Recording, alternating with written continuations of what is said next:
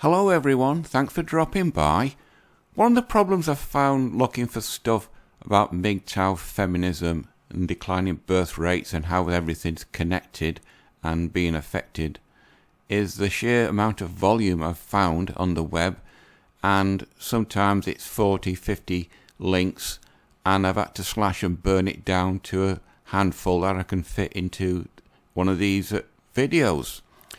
So on this occasion it's the birth rate that I've covered in the last one towards the end of it, and I thought I'd look into it a bit more. So looking around I found this. As you can see, the forum is men going their own way, and it's allowed, and the title is Fertility Rates and MGTOW. Now this was written on May 31st 2016, or about 6 years ago. It starts off, it says, "This makes me think if fertility rates can be considered a thermometer to measure how many MGTOWs there are in a country, because if more and more men become MGTOWs, I think that less and less children will be born. Since one of our advices is to avoid children, of course it's not an exact and precise thermometer, but there are some influences between fertility rates and men avoiding marriage." And then the article goes on with people both agreeing and disagreeing with it. So on that basis, looking around, I found this. Now this was written on July 24th, 2017. As you can see, it's Philip Greenspun's web blog. And as you can read the title, it says feminism is leaving a wake of unhappy, unmarried and childless women in its path. And this is about all these women going into university. It says, according to a recent study at Yale University, researchers liberated college-educated women of freezing their eggs because they can't find a man to marry and have children with before their natural biological clock expires. So who's to blame for this college-educated yet terribly empty women? The short answer is feminism. There's a major gap. They are literally missing men. There are not enough college graduates for them, i.e. they won't marry down. In simple terms, this is about the oversupply of educated women, she said. And then the article goes on explaining in more detail, but the consequences of that happening is this. The US birth rate has nosedived, and it's the lowest in 30 years. Now this was written on December the 3rd, 2019. And there's the number of babies being birthed, and there's the fertility rate. As you can see, there's a major gap opening there, which spells trouble for the future. Now, it's not just America. It says in other countries, however, the birth rate is near catastrophic levels, like in Europe and Japan. In April, the Japanese Ministry of Health revealed the lowest number of births since the census first began in 1899. Not only that, there were 1.3 million people Japanese dying, while there's only 981,000 Japanese being born. And it's not just Japan, it's Italy as well. Because I found this. As you can see, it says the birth rate in Italy hits a 160-year low. Now this was written on the 4th of December 2021, or say about 10 months ago. And of course the pandemic has been blamed for it. It says, Italian Statistics Office says little doubt the impact of the pandemic on the country's falling birth rate. No mention of feminism. Now if you go down, the last paragraph says the Statistics Office also found that the age in which women had their first child reached a record high of 32.7 years in 2020. Now that is quite old for a woman. On a personal level, Mum was 38 when she had me. So if that's the average age that Italian women are having their first child, then the last child that they have, if they have more than one, could be around the same age that Mum was. But of course, feminism is the new natalism. That means having more children. Can progressive policies halt falling fertility? No. Now, this is just a standard article, but this graph was interesting. There's the Sweden, Denmark, America, Iceland, Norway, and Finland, and fertility rates going up and down. Now, if you look at, go by 2005, 2008, straight up, that is when MGTOW sort of got really ahead of steam and started going in the Western world. And just look at the drop-off. Every country from 2007, 2008, and men deciding they've had enough, they're not going with women, the falling birth rate dropped like a rock. Of course, it might just be conjecture, but it looks that way. Now this goes Sweden fertility and changes in family policy. It shows you a difference in Sweden with a feminist government, and for total fertility rates of the US and Nordics with ancestry breakout where available. Once again, if you go to 2005, 2006, around about 2008, there's when MGTOW kicked in, and there's the drop-off.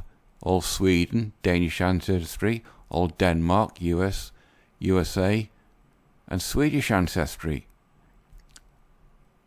And changes in country level associated with more foreign-born women. As you know, Sweden has been importing Muslims to get rid of all the white Swedish people because the Swedish government wants a Sweden full of brown people. And then infertility, ideal fertility by country. And once again, 2008, MGTOW kicks in. The USA has been importing brown people, so they've sort of kicking the can down the road. But Denmark is in serious trouble, as is Sweden, and especially Finland. And then it goes Danish employment population ratio. Once again, MGTOW kicks in, and there's the result. And that's the article. If you have a look at the other articles, then lots of stuff about infidelity, demographics, etc. Male sexlessness is rising, but not for the reason incels claim. Anyway, that's this article, which was written on February the 21st, 2018. Now, the Brookings Institute in America has also showed interest in the falling US birth rate, and the Brookings Institute usually has the ear of the US administration and government. Will births in the US rebound? Probably not. The main thing to take away is low birth rates and below replacement level fertility rates in America are probably here to stay for the foreseeable future, which means that there's big trouble on the horizon for America, and feminism is one of the major reasons, with the feminist movement thinking that they don't need a man and they're going against Mother Nature, and this is the result. We know that women are having their first child at older ages than in the past.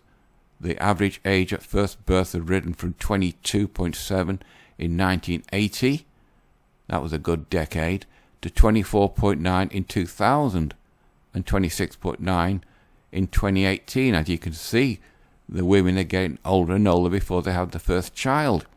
Well, a woman's fertility window starts to close at age 28 to 30.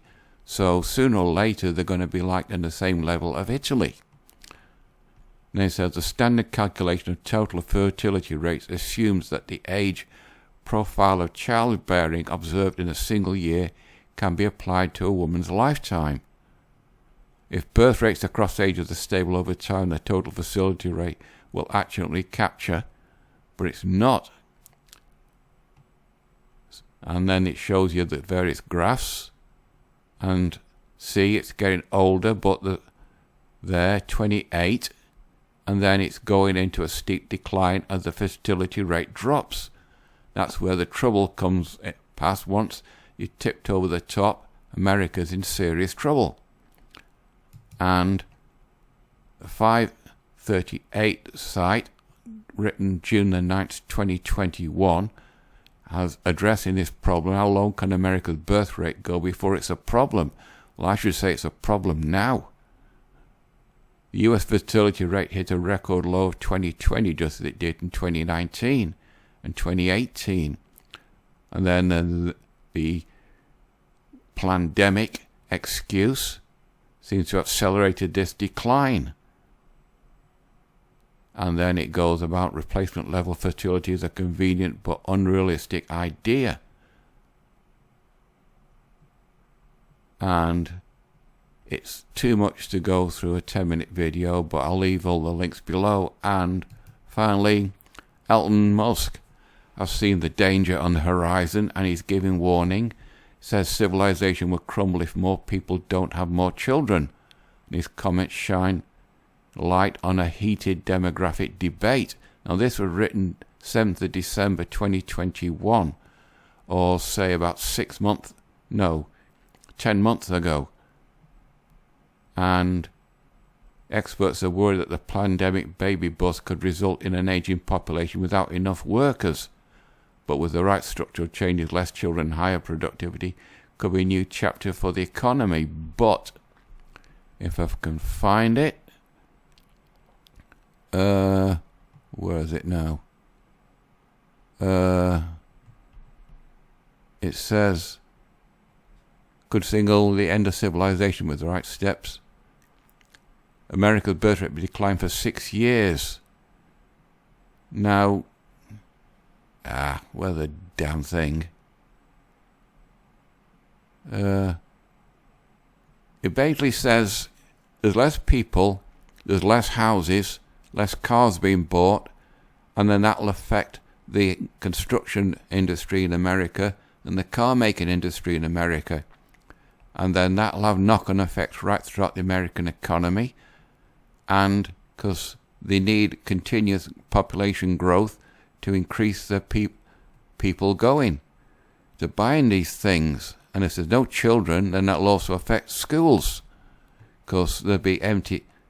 The schools, and they'll have less children to fill it, and as those schools are closed, which will affect local communities. I can't find it. You'll have to find it yourself. I'll naturally put all the links below. But going back to the original thing, the more guys go MGTOW, there's less children being born. So I think after spreading MGTOW message to more and more men in the country, we should see the annual fertility rate in this country as a way to measure the results. What do you think about this? Well, I'll leave this video at that. It's an interesting theory, whether it'll pan out, but the US birth rate has nosedived. So has Italy. And Elon's worried about it. So it's a question to see what's going to happen in the future. Right, I think we're on the 10 minutes mark now, so I'll leave it at that. You know, the routine people, like, dislike, comment, subscribe. Completely up to you. I might see if I can carry on this, or I'll branch off a tangent with it and do along this same branch. But for now, that's it for this one. Till next Monday, bye bye.